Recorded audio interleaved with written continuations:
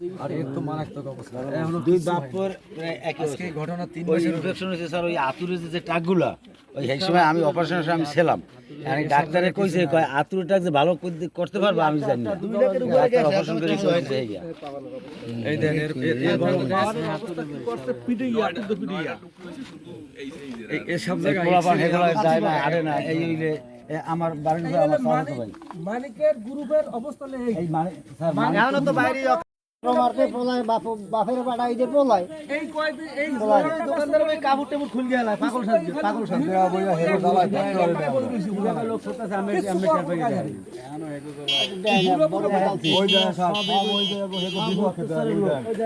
সব হেগো বিভক্ত মানে হেগো এত অত্যাচার করছে আমাকে। আর এরা বিএমপি ঢুকে আনি আর হের ভাই বোন মেম্বার হইয়া এর দাদা টাকা খাইছে সালিসির দরদা ধরে 5টা কুরবান আছে এই অফিস সালিসি আমাকে নামে মনে করে রাস্তায় না বাইরে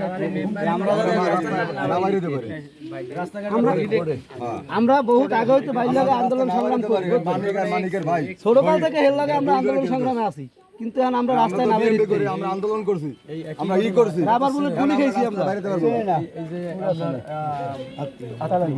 এর ছেলেরও পাওয়া গেছে। ফিরে এই দোকানদারে হেলাইয়া বড় বেতা আছে তাহলে বড় বেকায়দ আছে কেন এগুলাকে রাজনীতি করি না বড় বেকায়দ আছে এগুলা কেন ভাই সবসময় কাম করি না মন আমাকে ভাই অনেক বড় হেল্প করতে কেন এগুলা আমরা হাসিনা ক্ষমতায় থাকবে সব নাম লিস্ট করছি, 120 সাল বন্ধ থাকবে না, চিন্তা ভাবনা করছে না। আর পা ভেঙে ফেলাবো সবাই। আগে ভাঙছে, এখনো ভাঙবে, এখনো যদি মামলা করতে সাহস পায়।